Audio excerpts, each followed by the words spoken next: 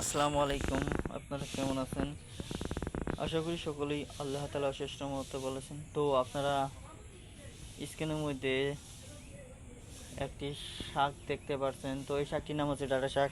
তো এই যে দেখে নিন ডাঁটা শাক কীরকম। এই যে ডাঁটা শাকটি অনেক বড় হয়েছে, দেখতে পাচ্ছেন। তো এই ডাঁটা শাকটি দিয়ে শুধু শাকই খাওয়া যায় না বন্ধুরা, এটি দিয়ে এই যে ডাঁটা দেখতে পাচ্ছেন বন্ধুরা, এই ডাঁটা দিয়ে আপনারা রান্না করে খেতে পারবেন। তো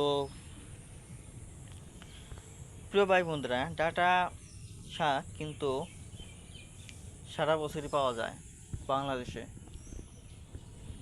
তো যে শাকটি সারা বছরই পাওয়া যায় সেটি আপনারা নিয়মিত খেতে পারবেন, বাজার থেকে কিনে আনুন কিংবা নিজেরা চাষ করুন। তো ডাঁটা শাক চাষ করে যদি নিতে পারেন তাহলে নিয়মিত খেতে পারা যায় এবং কি বিক্রি করা যায়, বিক্রি করে কিছুটা টাকা ইনকাম করা যায়।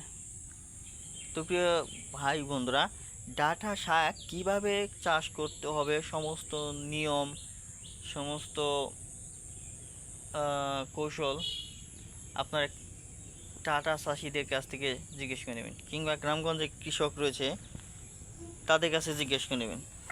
তারা আপনাদেরকে ডাঁটা চাষ করার নিয়মকানুন বলে দিবে এবং কি সেইভাবে চাষ করবেন, ইনশাল্লাহ তাদের মতো ভালো ফলন হবে।